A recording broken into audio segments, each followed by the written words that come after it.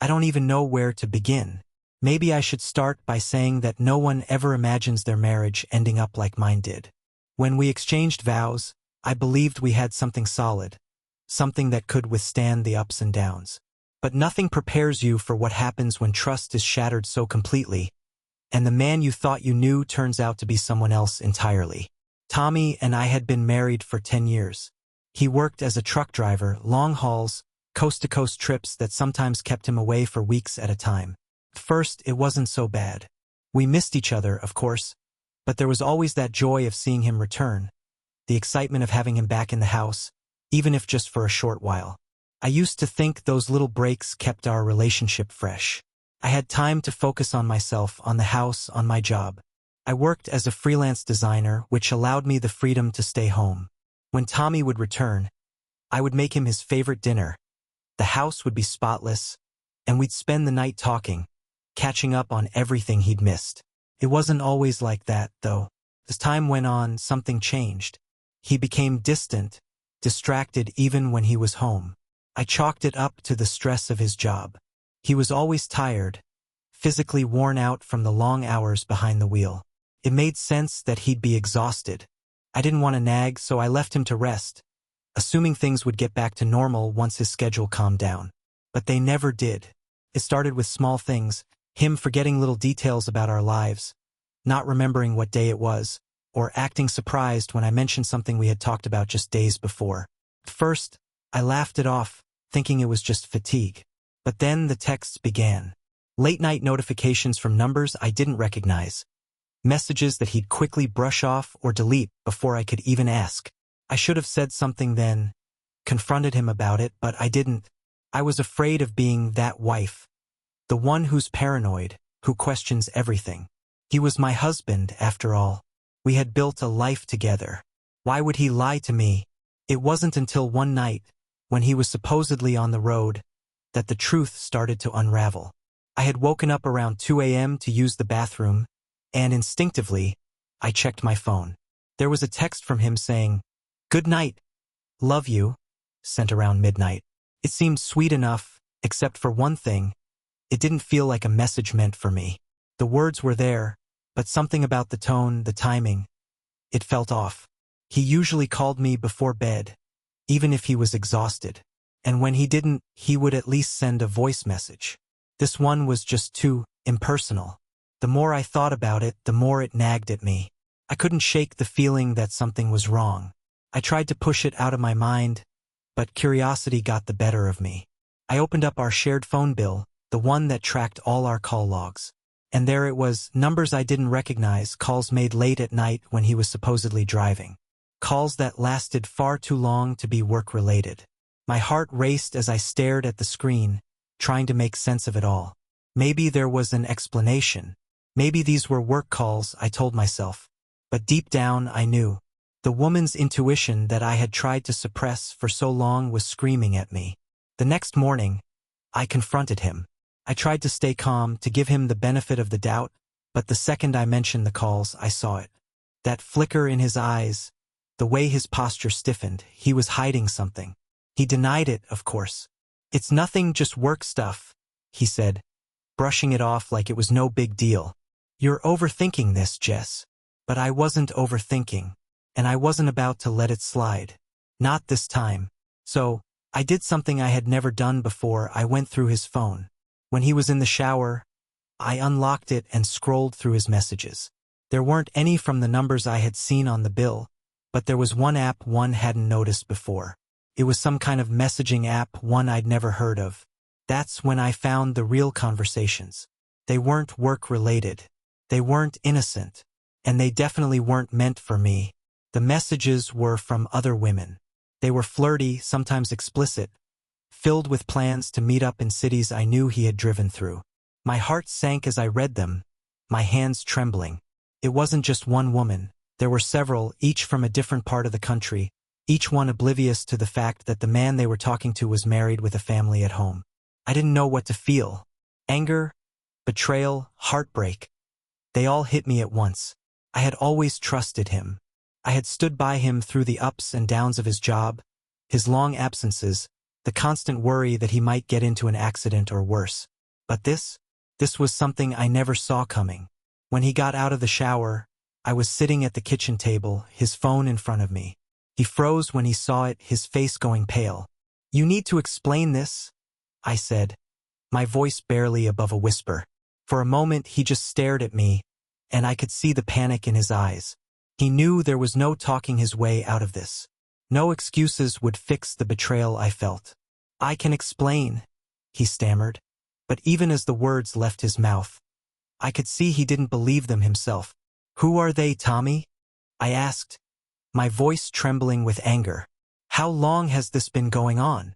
He didn't answer right away. Instead, he sat down across from me, his head in his hands. "It's not what you think," he finally muttered.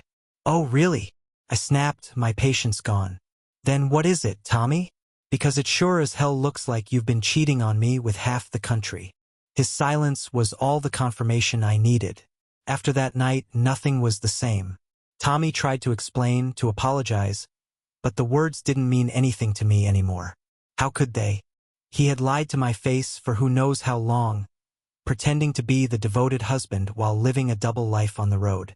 I wanted to leave him right then and there.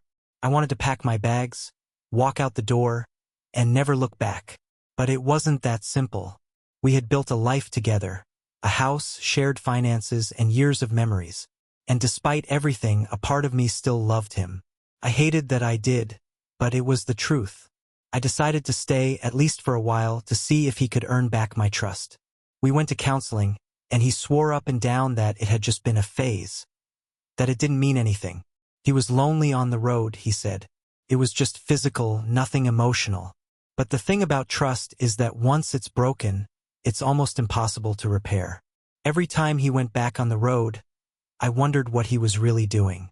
Every late-night text or call made my stomach churn, even if he swore it was just work.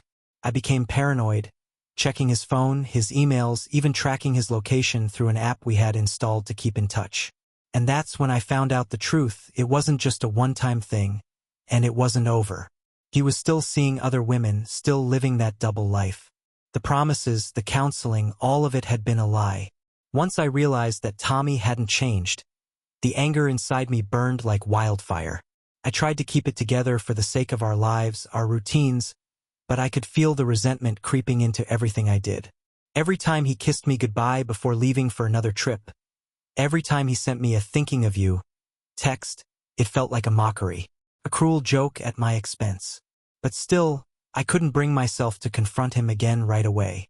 The last time had left me shattered, and deep down, I didn't know if I had the strength to go through it all over again. I needed more proof, something undeniable. Something that would finally force me to stop making excuses and see the truth for what it was. So I started digging deeper. This time, I wasn't just looking at his phone or checking his call logs. I went further. I started tracking his routes, watching where he stopped, comparing it with the dates and times of his mysterious calls and texts. It was hard, emotionally exhausting, but I couldn't let go until I had the whole picture. Weeks went by, and the patterns began to emerge. His stops weren't random. They lined up perfectly with the cities where I had seen the other women's numbers. He would park overnight in certain places, not just once but regularly. And then, one night, when I couldn't stand the not knowing any longer, I decided to take things a step further. I booked a plane ticket to a city I knew he would be in the next day. Portland.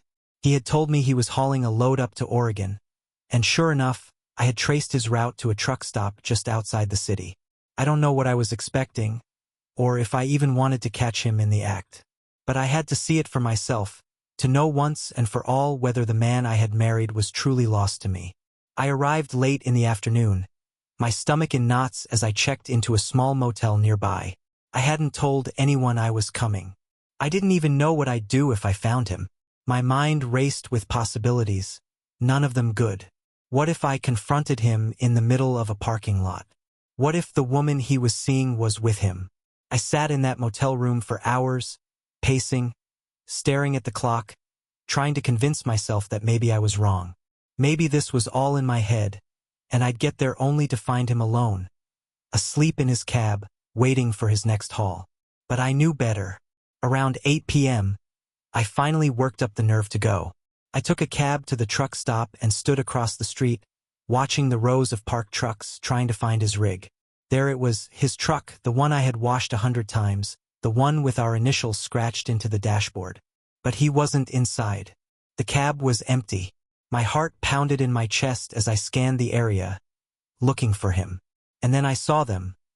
Tommy and a woman walking out of the diner, laughing like they didn't have a care in the world. He had his arm around her waist, pulling her close like they were a couple. She wasn't just some random fling. She wasn't just a mistake. I froze, unable to move as the reality of it hit me. This wasn't some lonely truck driver looking for comfort on the road. He was living a second life, playing house with another woman while I sat at home, worried, waiting for him to come back. I don't remember how long I stood there, watching them. My mind was a blur, my emotions swinging wildly between heartbreak and rage. I wanted to scream, to run up to them and demand answers, but I didn't. Instead, I just stood there, frozen, helpless. Finally, they got into his truck together, and that was the final straw. I couldn't watch anymore. I turned and walked back to the motel, barely holding myself together as I dialed his number. It rang 3 times before he picked up. "Hey, babe," he said, his voice too cheerful for someone who had just betrayed his wife. "How's everything?" I could hear the clinking of silverware in the background, the sound of the diner where he'd just been. "I'm fine," I replied, my voice cold and distant. "Where are you?" There was a pause, and I could sense the gears turning in his head. "Oh, just driving through the night. I'll be back in a couple days. Miss you. Miss me." The words stung, the lie so blatant it made me sick. I wanted to confront him, to scream at him through the phone, but instead, I just hung up. That night, I didn't sleep. I lay awake in that cheap motel bed, staring at the ceiling, my mind racing with all the things I should have done, all the questions I wanted to ask him. How could he do this to me? How long had it been going on? Who was this woman? And how many more were there? But by the time the sun came up, one thing was clear to me. I couldn't stay in this marriage. Not anymore. Whatever love I still had for him was buried under the weight of his lies, and there was no coming back from this. I couldn't live like this, constantly doubting, constantly wondering who he was with every time he left the house. I flew home the next day without saying a word to him. I didn't need to. I already knew what I had to do. When Tommy finally came home, he walked in like nothing had happened. He kissed me on the cheek, asked how my week had been, and went about his usual routine as if the past few days had been completely normal. But I wasn't going to let him pretend anymore. I waited until after dinner, when we were sitting on the couch watching TV like we always did. I turned off the show and looked at him, my heart pounding in my chest. This was it. This was the moment I had dreaded, the moment I knew would change everything. "We need to talk," I said, my voice steady but cold. He looked at me, confused. "What's up?" "I know about Portland," I said simply. The color drained from his face, and for a moment, he didn't say anything. He just sat there, staring at me, his mouth opening and closing like he was searching for the right words. But there were no right words.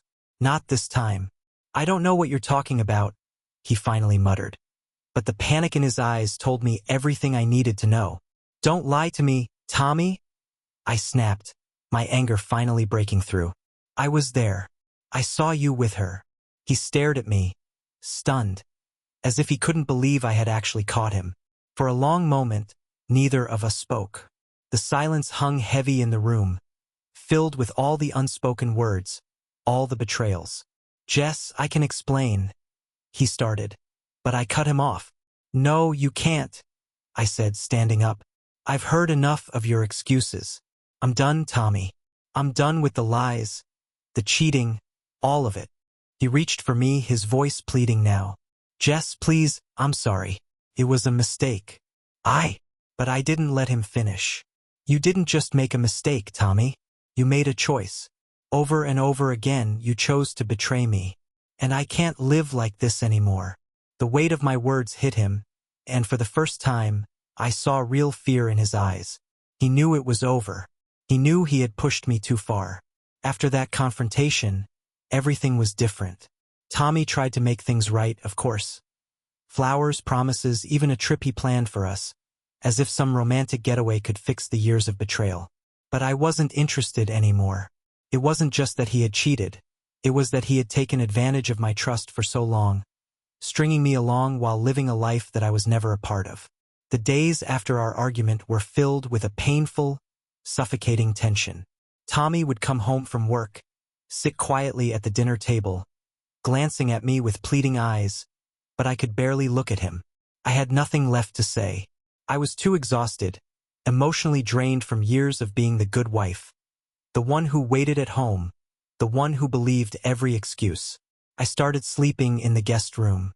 Every night, I lay there, staring at the ceiling, replaying the past few years in my mind. Every trip, every lie, every moment where I should have seen the signs but didn't. I kept asking myself why I stayed so long, why I had allowed him to take so much from me. But the answer was always the same. I had loved him, and I had believed, for a while at least, that he loved me too. But love didn't look like this. The turning point came one night about a week after the confrontation. I was in the kitchen, staring blankly at the calendar on the fridge, trying to plan out my next steps. I had been avoiding making any real decisions. Part of me was still holding on to the hope that maybe, somehow, things could change. But deep down, I knew better. Tommy came into the room, his face pale and tired. "Jess?" he started softly. "Can we talk?" I didn't look at him. My heart had already hardened to his words. But I nodded, knowing this conversation had to happen. He sat down at the kitchen table, and for a long moment, he just stared at his hands, rubbing his palms together nervously. "I know I messed up," he said, his voice breaking. "I know I hurt you more than I can ever fix. But please, Jess, I need you to give me one more chance. I love you. I need you." The words didn't hit the way they used to. I didn't feel the usual warmth or comfort in hearing him say he loved me. Instead, all I felt was cold, empty. "Tommy," I said quietly, my voice steady. "It's too late." His eyes filled with panic, like he hadn't expected me to say that. "No, please don't say that. I'll change, I swear. I'll quit my job, I'll stay home more, whatever you need. Just don't leave me." The desperation in his voice might have moved me once, but now it only made me sad. Sad that we had come to this. Sad that the man I had once seen as my partner, my best friend, had become a stranger I couldn't even recognize. "I can't do this anymore, Tommy," I said, looking him in the eyes. "I can't live in constant fear of the next lie, the next betrayal. I can't trust you. And without trust, what do we even have?" Tears welled up in his eyes, and for the first time, I saw genuine regret on his face. "I know I've been selfish," he said, his voice cracking. "I know I don't deserve you. But Jess, I swear, I'll do anything to make this right." I wanted to believe him. I wanted to believe that he could change, that he could become the man I thought I married all those years ago. But the truth was, I didn't believe it. Not anymore. "I've heard this before," I said softly. "You've made promises, you've apologized, but nothing has changed. You didn't just make one mistake, Tommy. You made a choice to live this way, to lie to me, and I can't forget that." The room fell silent, the weight of my words sinking in. He slumped in his chair, defeated, wiping the tears from his face. "What do you want me to do?" he asked, his voice barely a whisper. I hesitated for a moment, the finality of the next words catching in my throat. But I knew they had to be said. "I want a divorce." Once the decision was made, things moved quickly. I contacted a lawyer the next morning, and within a few weeks the papers were ready. Tommy didn't fight it. I think, in his heart, he knew it was over, that there was no coming back from what he'd done. The house, the finances, everything we had built together. It all became part of a process that felt strangely impersonal, like sorting through someone else's life. The hardest part was telling my family and friends. I had spent so many years pretending that everything was fine, that Tommy and I were the perfect couple, even when I knew deep down that something was wrong. Admitting to them that my marriage had fallen apart, that Tommy had been unfaithful for so long, was humiliating. I felt like a failure, like I should have seen the signs earlier, should have done something sooner. But as I started to open up to people, I realized I wasn't as alone as I thought. My sister, Megan, was the first to pull me aside after I told her, her eyes filled with concern. "Jess," she said, squeezing my hand, "this isn't your fault. You loved him, you trusted him. That's not something to be ashamed of." Her words hit me harder than I expected. I had been blaming myself for so long that I forgot what it felt like to have someone on my side, someone who saw things from my perspective. Slowly, I began to accept that maybe this wasn't my fault, that maybe I had done everything I could, but Tommy had made his own choices. As the weeks passed, the house started to feel emptier without him, but it was a different kind of emptiness. One that was laced with relief. I didn't have to check his phone anymore. I didn't have to worry about where he was or who he was with. For the first time in years, I felt free. That's not to say it was easy. There were nights when I lay awake, my heart aching with the weight of everything that had happened. The memories of our early years together, the love we had once shared. They haunted me, reminding me of the life I thought I would have. But over time, the pain began to dull. It didn't disappear, but it became more manageable, like a scar that had healed over but still ached every now and then. One afternoon, a few months after the divorce was finalized, I was packing up the last of Tommy's things. I had asked him to come pick them up, but he kept putting it off, so I decided to do it myself. As I sorted through his belongings, I found an old photo album, buried deep in the back of the closet. I sat on the floor and opened it, flipping through the pages. Pictures of us from years ago, smiling, happy, oblivious to the cracks that were forming beneath the surface. One photo caught my eye, a picture of us on our honeymoon, standing on a beach, arms wrapped around each other. We looked so young, so in love. I stared at that photo for a long time, my fingers tracing the edges of the image. I remembered how I had felt that day, hopeful, excited for the future, convinced that we were going to grow old together. But now, looking at it, all I could feel was sadness for the girl in the picture, the girl who had no idea what was coming. Eventually, I closed the album and set it aside. I didn't need to hold on to it anymore. The past was the past, and I was ready to move forward. The months following the divorce were a blur of change. I moved out of the house we had shared and into a small apartment downtown, closer to my work. It was a fresh start, a chance to rebuild my life without the weight of Tommy's betrayal hanging over me. I threw myself into my career, taking on new clients and projects, anything to keep my mind busy. But as the days turned into weeks, I began to realize that keeping busy wasn't enough. I needed more. I needed to reconnect with myself, to figure out who I was outside of my marriage, outside of the life I had built with Tommy. So I started doing things I had always wanted to do but never had time for. Yoga classes, hiking trips, even a painting course I had been eyeing for years. And slowly, piece by piece, I started to find myself again. I wasn't the same person I had been before Tommy's betrayal, but I was stronger, wiser. I knew what I wanted now, and more importantly, I knew what I didn't want. I wasn't going to settle for someone who took me for granted, who lied to me, who didn't respect the life we had built together. One evening, while I was sitting in a small cafe downtown, sketching in my notebook, my phone buzzed with a message. It was Tommy. "I'm sorry," the message read. "I just want you to know that." I stared at the screen for a long moment before typing back, "I know." I didn't need more than that. I didn't need an explanation or another apology. I had already made my peace with what happened, and I wasn't looking for closure from him. I had found it on my own. As I set my phone down, I looked out the window, watching the city lights flicker in the evening sky. The world felt wide open again, full of possibilities. For the first time in a long time, I felt hopeful, and I was ready for whatever came next. After that last message from Tommy, it felt like I had finally closed the chapter on that part of my life. I didn't respond further, and I didn't need to. I had made peace with what happened, and more importantly, I had made peace with myself. The pain was still there, buried deep, but it no longer controlled me. Instead, it became part of my story, something that shaped me but didn't define me. I started to focus more on my own happiness.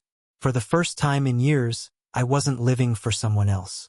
I wasn't tied to the idea of being a good wife or perfect partner.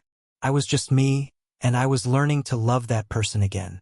My freelance work flourished as I took on bigger clients, and I found joy in the little things.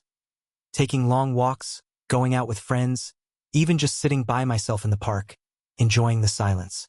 One evening, about 6 months after the divorce, Megan invited me to a small dinner party at her place. It was nothing formal, just a few friends and a chance to relax and unwind. I hesitated at first. I hadn't been very social since the divorce, preferring to keep to myself. But Megan insisted, and I knew she was right. I needed to get out more. When I arrived at her place, the familiar warmth of her home hit me, and I instantly felt more at ease. Megan greeted me with a hug and introduced me to a few of her friends I hadn't met before. One of them caught my eye. His name was Ethan, a friend of Megan's from work. He was tall, with kind eyes and a quiet confidence that drew me in. We didn't talk much at first, just exchanged a few polite words over dinner. But as the evening went on, we found ourselves standing together in the kitchen, away from the rest of the group. The conversation flowed easily, and I was surprised by how comfortable I felt around him. There was no awkwardness, no pressure, just a simple connection. Ethan had gone through a divorce as well, and though his story was different from mine, there was an unspoken understanding between us. We both knew what it felt like to have something fall apart, to have the life you thought you were building slip through your fingers. And yet, here we were, still standing, still moving forward. As the night wound down, Ethan offered to walk me to my car. We stepped outside into the cool evening air, the city lights flickering around us. I felt a flutter of nerves as we walked, something I hadn't felt in a long time. "So, do you go to these things often?" he asked with a smile, breaking the silence. I laughed softly, shaking my head. "Not really. My sister practically dragged me here tonight." "Well, I'm glad she did," he said, glancing at me with those warm eyes. I felt a blush rise to my cheeks, surprised at how easy it was to be around him. There was no rush, no expectations, just two people enjoying each other's company. When we reached my car, he hesitated for a moment, as if he wanted to say something but wasn't sure how. "Would you maybe want to grab coffee sometime?" he finally asked, his voice careful, like he didn't want to push too hard. I smiled, feeling a warmth in my chest that I hadn't felt in a long time. "I'd like that." Our first coffee date was simple, unassuming. Just two people sitting across from each other in a cozy cafe, talking about everything and nothing at all. Ethan had a quiet strength about him, a calmness that put me at ease. There was no pretense with him, no games. He was honest, straightforward, and that was something I hadn't realized I'd been missing for so long. As the weeks went by, we started seeing each other more frequently. He wasn't pushy, wasn't trying to rush me into anything, and for the first time since my divorce, I felt like I was in control of my own life again. Ethan understood my hesitations, my need to take things slow, and he respected that. There was no pressure to jump into a relationship, no expectations other than just enjoying each other's company. But as much as I liked him, there was still a part of me that was afraid. Afraid of trusting someone again, afraid of being hurt. Tommy's betrayal had left scars deeper than I wanted to admit, and even though Ethan was nothing like him, those old wounds still throbbed in the back of my mind. One evening, after we'd been seeing each other for about 2 months, Ethan invited me over to his place for dinner. It was a quiet night, just the two of us, sitting on his small balcony, sipping wine as the sun set over the city. The conversation flowed easily, as it always did, but I could sense that something was on his mind. "I know you've been through a lot," he said softly, his eyes meeting mine across the table. "And I don't want to push you into anything you're not ready for, but I need you to know that I'm here. I'm not going anywhere." His words hit me harder than I expected. For so long, I had been bracing myself for disappointment, for betrayal. But here was this man telling me that he was willing to wait, willing to be patient with me. I felt the tears prick at the corners of my eyes, not out of sadness but out of the overwhelming sense of relief. "I'm just scared," I admitted, my voice barely above a whisper. I don't know if I can trust anyone again. Not after everything that's happened. Ethan reached across the table and took my hand, his grip warm and steady. You don't have to rush into anything, he said, his voice gentle. But I want you to know that I'm not like him. I'm not going to hurt you. The sincerity in his eyes, the quiet assurance in his voice. It was everything I hadn't realized I needed to hear. I nodded, squeezing his hand, feeling the weight of my fear start to lift, just a little.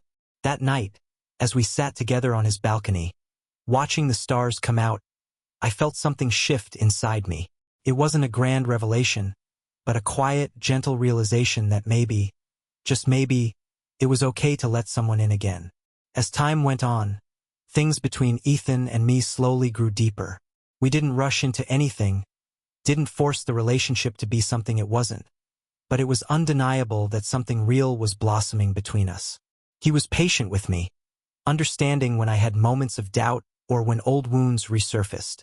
And with each passing day, I found myself opening up to him more and more. One weekend, we decided to take a short trip together. Nothing extravagant, just a weekend away at a cabin by the lake. It was my first time traveling with him, and though part of me was nervous, another part of me was excited. It felt like a step forward, a chance to leave behind the ghosts of my past and embrace something new. The cabin was small but cozy, nestled in the woods with a perfect view of the lake. We spent the days hiking, exploring the surrounding nature, and at night we'd sit by the fire, talking for hours. I felt more at peace than I had in years, the stress and heartache of the past slowly fading into the background. One evening, as we sat by the fire, wrapped in blankets, Ethan turned to me with a serious look in his eyes. I need to tell you something, he said quietly. My heart skipped a beat. For a brief moment, the old fear flared up inside me. The fear that he was about to reveal something that would shatter everything we had built. What is it? I asked, trying to keep my voice calm. Ethan took a deep breath, his gaze steady. I know you've been through a lot, and I know it's been hard for you to trust again. But I need you to know that I'm all in. I'm not going anywhere, Jess. I want to build something real with you, but I also want to give you the space to heal at your own pace. His words hung in the air, and for a moment, I didn't know what to say. I had been so afraid of this, of someone wanting more from me than I was ready to give. But the truth was, I wasn't as afraid anymore. I want that too, I said softly, the words coming out easier than I expected. I don't know if I'm completely healed yet, but I want to try. With you. Ethan smiled, his eyes softening as he pulled me closer. That's all I need. As we sat there by the fire, wrapped in each other's arms, I realized that for the first time in a long time, I wasn't waiting for the other shoe to drop. I wasn't waiting for the betrayal, the disappointment. I was just living, and it felt good. The future was uncertain, of course. It always is. But for the first time since my world had fallen apart, I felt like I had a real chance at happiness again. I had learned to stand on my own, to rebuild my life from the ground up, and now I was ready to let someone stand beside me. And that was enough. Ethan and I settled into a rhythm after that weekend at the cabin. Life moved forward, but this time it felt lighter, like the weight I had carried for so long was finally starting to lift. We didn't rush things, didn't push to define what we were, but there was a growing closeness between us that I couldn't deny. For the first time in years, I felt like I was breathing freely. We spent more weekends together, taking trips, trying new restaurants, exploring different parts of the city. It was simple, nothing overly romantic or dramatic, but that was what I needed. I didn't want grand gestures or promises.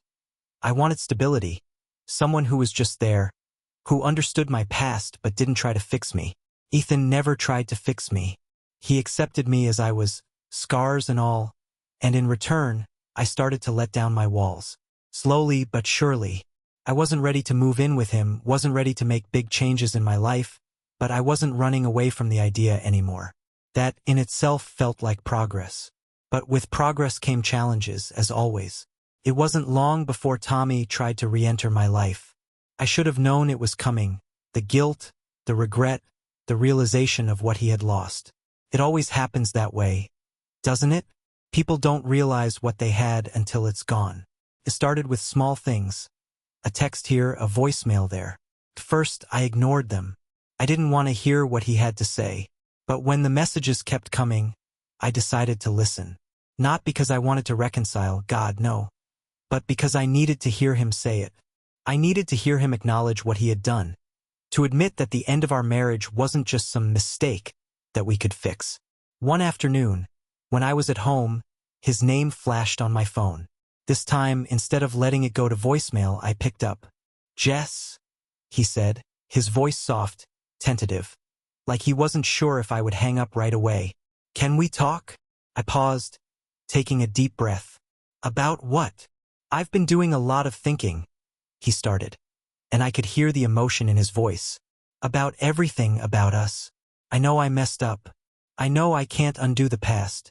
But I need you to know how sorry I am. I stayed silent, waiting for him to continue. I wasn't sure what I expected, an apology, maybe, or some kind of explanation for why he had done what he did. But I wasn't prepared for what came next. I miss you, he said, his voice cracking slightly. I miss us, Jess. I know I don't deserve another chance, but I can't stop thinking about how things ended. I wish I could take it all back. Hearing those words should have hurt more, but they didn't.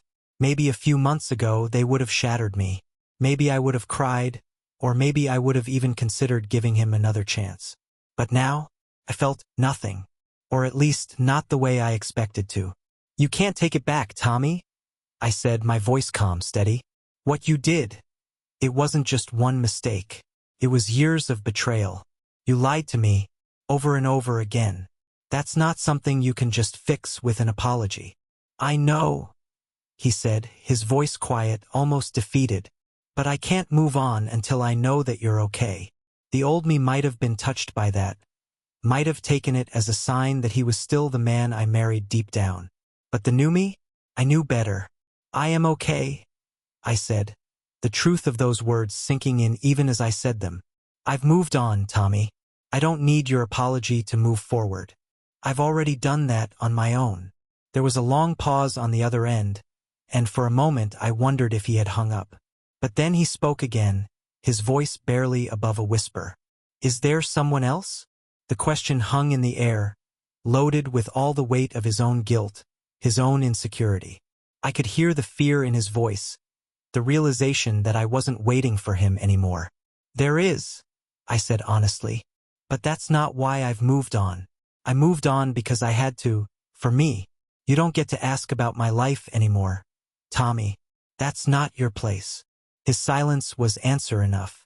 Finally, he cleared his throat, his voice thick with emotion. I'm glad you're happy, Jess.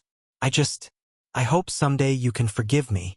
I closed my eyes, feeling a mix of emotions swirl inside me. Sadness, closure, relief. I already have, I said softly. But forgiveness doesn't mean forgetting. It doesn't mean we can go back. We're done, Tommy. We've been done for a long time. And with that, I hung up the phone, feeling a strange sense of peace settle over me. For the first time, it felt real. It felt like I had truly let go of everything that had happened between us. The anger, the betrayal, the sadness. All of it was behind me now. Ethan had been my quiet support through all of this, never pushing me to talk about Tommy unless I wanted to. When I told him about the phone call, he simply nodded, understanding that I had made my peace with it in my own way. You're stronger than you give yourself credit for, he said one night as we sat together on his couch, his arm wrapped around me. I smiled, leaning into him. I think I'm finally starting to believe that. With Tommy firmly in my past, I felt like my life was finally my own again. Ethan and I continued to grow closer, and with each passing day, I realized how lucky I was to have found him. He wasn't just someone to fill the void Tommy had left. He was so much more than that. He was kind, patient, and most importantly, he was trustworthy. There were no secrets with Ethan, no hidden parts of his life that I wasn't allowed into. A few months later, Ethan asked me to move in with him. It wasn't a grand, dramatic proposal, but a quiet conversation one evening as we sat on his couch, drinking wine and talking about the future. I know you've been through a lot, he said, his voice gentle. And I don't want to rush you into anything. But I love you, Jess, and I want to build a life with you. Whenever you're ready. The words took my breath away, not because I hadn't expected them, but because of the way he said them, with such sincerity, with no pressure or expectation. Just an offer. A choice. I love you too, I said, feeling the truth of those words deep in my heart. And I want that too. I'm ready. Moving in with Ethan was the next big step in our relationship, and though part of me was nervous, I was also excited. This felt different from my past. More real, more solid. We spent the next few weeks packing up my apartment, merging our lives together piece by piece. It wasn't always easy. Combining two households never is, but it felt right. And as we stood in our new home together, looking around at the life we were building, I felt something I hadn't felt in a long time. Hope. Hope that maybe, after everything I had been through, I could still have a happy ending. That maybe, just maybe, I deserved it. Life with Ethan became my new normal, but it never felt ordinary. There was something about being with him that made even the smallest moments feel special. Whether we were cooking dinner together, going for a walk in the park, or simply sitting on the couch, wrapped in each other's arms. It wasn't about grand gestures or fairy tale romance. It was about the quiet, steady love we had for each other. A year later, on a cool fall afternoon, Ethan and I stood by the lake where we had spent that first weekend together. The leaves were turning golden and red, and the water shimmered in the late afternoon sun. It was peaceful, just the two of us, exactly how we liked it. As we stood there, Ethan turned to me, his eyes full of that same warmth that had drawn me to him from the start. "I've been waiting for the right moment," he said softly, reaching into his pocket and pulling out a small box. "And I think this is it." My heart skipped a beat as he opened the box, revealing a simple, beautiful ring. "Jess," he said, his voice full of love, "I want to spend the rest of my life with you. Will you marry me?" Tears welled up in my eyes, but this time, they were happy tears. Tears of joy, of relief, of finally finding the love I had been searching for all along. "Yes," I whispered, my voice shaking with emotion. "Yes, I'll marry you."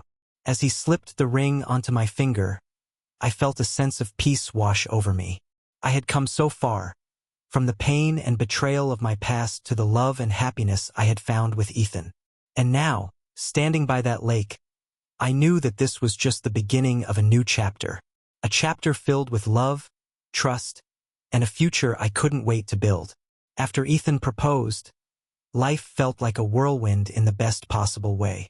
We were engaged, and the excitement that followed was both thrilling and a little overwhelming. I had never imagined myself walking down the aisle again after everything that had happened with Tommy. But here I was, planning a wedding with a man who had shown me what real love and trust looked like. We decided to keep things simple. Neither of us were the type for extravagant affairs. We wanted something intimate, surrounded by close friends and family, nothing too flashy or over the top. It wasn't about the spectacle. It was about starting a new chapter together, building something real and lasting. We set the date for a spring wedding. It gave us just enough time to plan without feeling rushed, and I found myself enjoying the process more than I expected. Ethan and I made decisions together, from picking out the venue, a small vineyard just outside the city, to choosing the menu. We went with a casual, farm-to-table style dinner. Every step felt like we were building the life we both wanted, side by side. Megan, of course, was thrilled. She immediately offered to help with the planning, and I was grateful to have her by my side. She had been my rock through the divorce and everything that came after, and now, she was my biggest cheerleader as I started this new chapter with Ethan. One afternoon, Megan and I sat at a cafe, going over potential ideas for the flowers and decorations. She was scrolling through her phone, showing me photos of different arrangements when she suddenly stopped, her eyes narrowing. "Have you heard from Tommy lately?" she asked, her voice cautious. I blinked, surprised by the sudden change in conversation. "No," I said, shaking my head. "Not since that last phone call." Megan sighed, setting her phone down. "I only ask because, well, he's been asking about you. A friend of mine ran into him a few weeks ago, and apparently, he's been asking around." I frowned, not sure how to feel about that. Part of me wasn't surprised. Tommy had always had a way of lingering in the background, even after things were clearly over. But I didn't want him involved in my life anymore. Not after everything. I don't care, I said finally, my voice firm. He's in the past, Meg. I'm not letting him ruin this for me. Megan smiled, reaching across the table to squeeze my hand. Good, because you deserve this, Jess. You deserve to be happy. As the wedding day drew closer, I threw myself into the final preparations. There were moments when the stress of planning became overwhelming, but every time I felt myself getting caught up in the details, I reminded myself of what really mattered. Starting this new life with Ethan. But despite my best efforts to move forward, the shadow of Tommy lingered in ways I hadn't expected. One evening, about a month before the wedding, I received an email. It was from Tommy. My heart sank as soon as I saw his name in the inbox, and for a moment, I considered deleting it without even reading it. But something stopped me, a nagging curiosity about what he could possibly want after all this time. I opened the email, my eyes scanning the words quickly. Jess, I've been thinking a lot about you lately. I know I have no right to ask for anything from you, especially after everything I put you through. But I've heard that you're getting married, and I needed to reach out. I don't expect you to forgive me, and I know there's no way I can undo the past. But I wanted you to know that I'm truly sorry. Sorry for the lies, the cheating, and for all the ways I hurt you. I'm not asking for anything. Just that you know I've spent a lot of time reflecting on what I did, and I hope you can find it in your heart to be happy.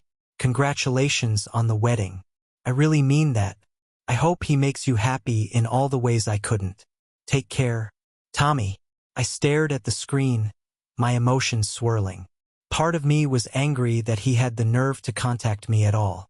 After all the lies and betrayal, what gave him the right to reach out now, when I was finally happy? But another part of me, the part that had worked so hard to heal, felt a strange sense of closure. This was the final piece of the puzzle, the last reminder of the life I had left behind. Tommy wasn't a part of my world anymore, and this email felt like the closing of a door that had been cracked open for too long. I took a deep breath and closed my laptop, not bothering to respond. There was no need. I had already made peace with the past, and Tommy's apology, while too late to change anything, didn't hold any power over me anymore. The morning of the wedding was perfect. The air was crisp, the sky clear, and the vineyard was blooming with fresh spring flowers. I stood in front of the mirror in my dressing room, taking in the sight of myself in the simple, elegant gown I had chosen. My hair was done in soft waves, and the light makeup gave me a natural, glowing look. I felt beautiful, but more than that, I felt ready. Megan, who was my maid of honor, came up behind me, her smile wide as she adjusted the veil in my hair. "You look amazing," she said, her voice full of emotion. I turned to her, my eyes misting over. "I can't believe this is actually happening." She laughed softly, squeezing my shoulders. "Believe it. You deserve this, Jess. You deserve all of it." There was a knock on the door, and Ethan's voice came through, muffled but warm. "Jess? You ready?" My heart fluttered at the sound of his voice. I smiled, wiping away the tears that had begun to form. "Almost." Megan gave me one last hug before stepping out, leaving me alone for a moment. I took a deep breath, my heart full of emotions I couldn't quite put into words. It was happening. I was about to marry the man who had shown me what real love felt like. A man who had been patient with me, who had helped me heal, and who never made me feel like I had to be anyone but myself. As I stepped out of the dressing room and into the sunlight, I saw Ethan standing at the end of the aisle, waiting for me. His face lit up as soon as he saw me, and in that moment, every fear, every doubt, every lingering shadow from the past disappeared. I walked toward him, my heart racing with joy, and as I reached him, he took my hands in his eyes never leaving mine. "You look beautiful," he whispered, his voice full of love. I smiled, feeling the tears threaten to spill over again. "I'm just happy." The ceremony was simple, just like we wanted it. Surrounded by friends and family, we exchanged our vows, promising to love and support each other. no matter what life threw our way. And as we said those final words, sealing our commitment to one another, I felt a peace settle over me. This was my new beginning, my second chance at happiness. And for the first time in a long time, I felt truly whole. After the wedding, Ethan and I flew to Italy for our honeymoon. It was a dream trip, something we had both wanted for years, and it felt like the perfect way to start our life together. We spent 2 weeks exploring the countryside, wandering through the streets of Rome, tasting wine in Tuscany, and watching the sunset over the Amalfi Coast. It was everything I had imagined and more. But what made the trip truly special wasn't just the stunning views or the amazing food. It was the time we spent together, uninterrupted by the stresses of everyday life. It felt like we were in our own little bubble, far away from the world, just enjoying each other's company. One evening, we sat on the balcony of our small villa in Tuscany, sipping wine as the stars appeared in the sky above us. Ethan reached for my hand, his thumb gently stroking my skin as we sat in comfortable silence. "I still can't believe we're married," I said with a smile, leaning my head on his shoulder. He laughed softly. "Me neither. But I'm glad we are." I looked up at him, feeling a surge of love that was almost overwhelming. "Thank you," I whispered. "For what?" he asked, his brow furrowing in confusion. "For being patient with me. For loving me the way you do." He smiled, pressing a soft kiss to my forehead. "I'll always love you, Jess. You don't have to thank me for that." And in that moment, sitting there with him, I knew that no matter what the future held, we would face it together. Ethan had shown me that love wasn't about perfection. It was about kindness, patience, and being there for each other, no matter what. When we returned from our honeymoon, life fell back into its normal rhythm, but it was different now. There was a sense of calm and contentment that I hadn't felt in years. Our days were filled with laughter, small moments of joy, and the quiet confidence that came from knowing we had each other. Ethan and I talked often about the future, about the possibility of starting a family, about the dreams we had for our life together. We didn't rush into anything, didn't feel the need to follow any timeline but our own. For the first time, I felt like I was living a life that was truly mine, with a partner who understood me in a way no one else ever had. One evening, as we sat together on the porch of our new home, watching the sun dip below the horizon, I felt a sense of peace wash over me. This was the life I had fought for, the happiness I had longed for, and now that I had it, I wasn't going to let anything take it away. As Ethan pulled me closer, wrapping his arm around my shoulders, I closed my eyes, letting the warmth of his love surround me. The road to this moment had been long and difficult, filled with pain and heartache.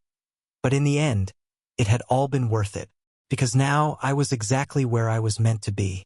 As Ethan and I settled into married life, the sense of peace and joy we felt after the wedding stayed with us. But it didn't mean everything was perfect. Marriage, as I had learned before, wasn't always easy, and even though I had found real love with Ethan, there were still moments of tension, moments where we faced the reality of blending our lives. The honeymoon phase was beautiful, but when we got back, life hit us with a few unexpected challenges. Ethan's job became more demanding. He worked as a software developer for a startup that was growing rapidly, and the pressure to meet deadlines was intense.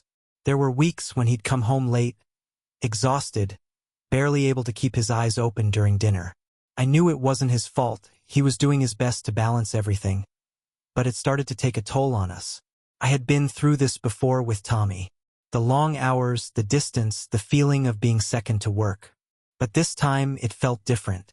With Ethan, there was a transparency that hadn't existed in my previous marriage. He communicated openly, even when he was stressed, and he always made an effort to check in with me, to make sure I knew he was still present, even if work was demanding. One night, after a particularly grueling week for both of us, we sat together in the living room, the silence between us heavy with unspoken frustration. I could see the exhaustion in his eyes, but I also knew I needed to voice what I had been feeling. "Ethan, I know work is tough right now," I began cautiously, "but I miss you. It feels like we've barely seen each other these past few weeks." He sighed, rubbing his eyes, guilt flashing across his face. "I know, Jess. I'm so sorry." This project it's just a lot right now, and I feel like I'm drowning in it. I reached for his hand, squeezing it gently. I understand, I do. But we need to make time for us, too. I don't want to fall into the trap of letting work take over everything. Not again. He looked at me, his expression softening. You're right. I don't want that either. I'll talk to my boss, see if I can lighten the load a bit. I don't want to lose what we have. Hearing him say that, acknowledging the issue without getting defensive was exactly what I needed. With Tommy, I had always felt like I was competing for his attention, like I had to beg for time. But with Ethan, it wasn't a fight.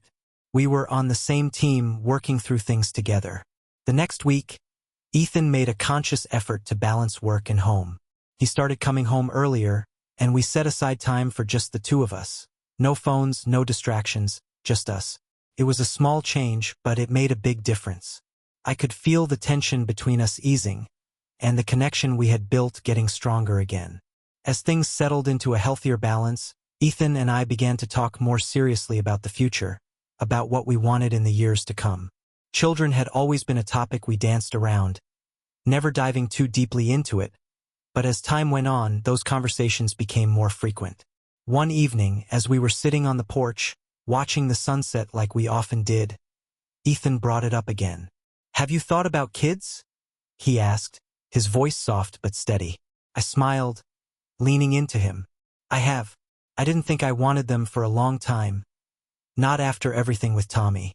But now, I think I'm ready to start thinking about it. He nodded, his eyes thoughtful. I want them, Jess. I want a family with you, but only if you're sure. It was a big decision, one I didn't take lightly. I had spent so many years rebuilding myself, reclaiming my independence after the fallout with Tommy. The idea of starting a family, of bringing children into the world and building something entirely new, was both exciting and terrifying. But with Ethan, it felt right. I am sure, I said, smiling up at him. I think we'd make pretty great parents. He laughed softly, wrapping his arm around me. I think so too. From that night forward, the dream of starting a family became something real, something we both started planning for. We talked about names, about how we wanted to raise our children, about all the little details that came with the idea of parenthood. And with every conversation, I felt more certain that this was the right step for us. It wasn't long before our plans for a family turned into reality. A few months later, after a series of excited, nervous conversations and a lot of hoping, I found out I was pregnant. The moment I saw those 2 lines on the test, my heart raced with a mix of emotions: joy, fear, excitement, and a deep, overwhelming sense of love. Ethan's reaction was everything I could have hoped for. When I told him the news, his face lit up with the kind of happiness I hadn't seen before, and he pulled me into his arms, spinning me around the room as if we had just won the lottery. We're going to be parents, he whispered, his voice full of wonder. The months that followed were a blur of preparations and anticipation. We turned one of the spare rooms in our house into a nursery, picking out soft pastel colors and baby furniture. We took parenting classes, read every book we could get our hands on, and spent countless nights talking about the future, imagining what life would be like once our little one arrived. There were moments of doubt, of course. Pregnancy wasn't easy, and there were days when the weight of it all, both physical and emotional, felt overwhelming. But Ethan was there through all of it, supporting me in every way he could. He held my hand through the doctor's appointments, reassured me when I felt scared, and reminded me every day that we were in this together. As my due date approached, I found myself reflecting on the journey that had brought me here. There had been so many moments of pain, of loss, of feeling like I would never find happiness again. But now, standing on the edge of this new chapter, I realized that all of it, the heartache, the struggles, had led me to this moment. And for the first time in my life, I felt completely whole. The day our baby arrived was the most overwhelming and beautiful experience of my life. After hours of labor, holding Ethan's hand as he whispered words of encouragement and love, I finally heard the first cry of our newborn son. Tears streamed down my face as the doctor placed him in my arms, and I looked down at the tiny, perfect face that we had created together. Ethan stood by my side, His own eyes filled with tears as he kissed my forehead. "He's perfect," he whispered, his voice thick with emotion. I smiled, looking down at our son, feeling a love so deep and powerful it took my breath away. "He is." We named him Lucas. From the moment he entered the world, our lives were changed in the most profound way. Every day with him was a new adventure, filled with sleepless nights, endless diaper changes, and moments of pure, unfiltered joy. I had never known a love like this before. The kind that consumed you, made you want to be better, made you feel like everything in the world was right, even when it was chaotic. Ethan was an incredible father, just as I knew he would be. He was patient, gentle, and completely devoted to our little family. Watching him with Lucas, seeing the way he loved our son, made me fall in love with him all over again. We were building something beautiful together, something that felt strong and unbreakable. As the months passed, life settled into a new kind of normal. Parenthood was challenging, exhausting, and at times overwhelming, but it was also the most rewarding thing I had ever experienced. Ethan and I grew even closer, our bond deepening as we navigated the ups and downs of raising a child together. One evening, after Lucas had fallen asleep, Ethan and I sat together on the porch, the baby monitor resting between us as we watched the sun set. It was a quiet moment, one of those rare instances when we could just be with each other without the noise of the world around us. "I was thinking," Ethan said, breaking the comfortable silence, "about how far we've come, from that first dinner party at Megan's to now, sitting here with our son asleep inside." I smiled, leaning against him. "It's been a journey, hasn't it?" He nodded, his arm wrapping around my shoulders. "A beautiful one, and I wouldn't change a single thing." I looked up at him, my heart swelling with love and gratitude for this man who had come into my life at a time when I thought happiness was out of reach. He had shown me that love didn't have to be complicated or painful. It could be simple, steady, and real. "I wouldn't either," I whispered, knowing in that moment that this was the life I had always wanted. A life filled with love, trust, and the quiet certainty that no matter what happened, we would face it together. As the sky darkened and the stars began to appear, I felt a sense of peace settle over me. I had come full circle, from the heartbreak of my past to the... As the stars twinkled in the night sky, Ethan and I sat in comfortable silence, savoring the peace that had settled into our lives. Looking back at everything, the heartbreak, the mistakes, the struggles, I realized that I had been shaped by all of it. My past, as painful as it had been, had led me here, to a life filled with love, laughter, and a sense of belonging I had once thought impossible. Life had come full circle, but it was no longer defined by the things that had broken me. It was about the things that had rebuilt me, Ethan, our son, the family we had created together. I had learned that healing didn't mean forgetting the pain or pretending it didn't happen. It meant accepting it, growing from it, and choosing to move forward with hope. The next few weeks were a blur of family moments.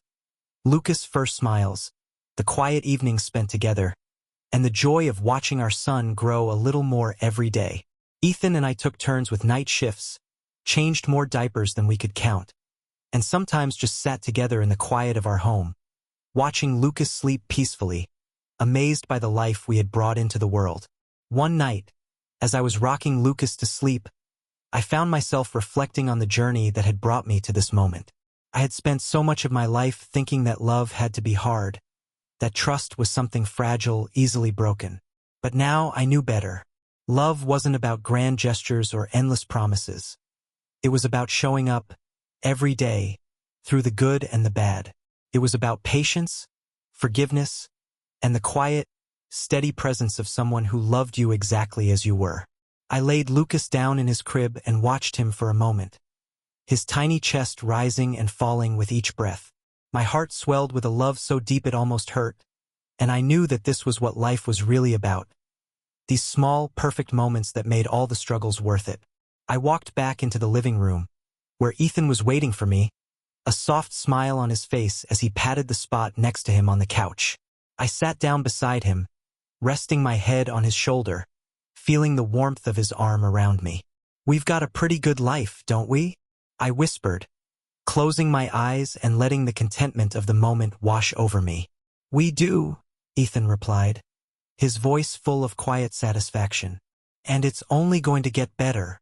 I smiled, knowing deep in my heart that he was right. We had built something strong, something real, and no matter what challenges lay ahead, I knew we would face them together. As the years went by, our family grew. We welcomed another child, a daughter named Lily, and with each new chapter, our love deepened. The journey wasn't always easy, but it was filled with moments of joy, moments of growth, and the kind of love that made all the hardships worth it.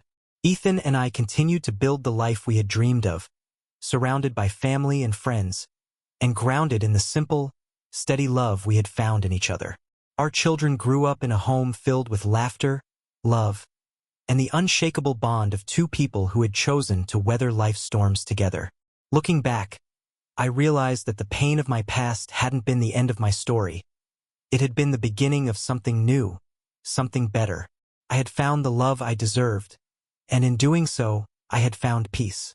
In the end, I learned that true happiness doesn't come from avoiding heartache or loss. It comes from finding the strength to rise again, to rebuild, and to open your heart to the possibility of love, even when it seems impossible. And in that love, I had found everything I had ever been searching for.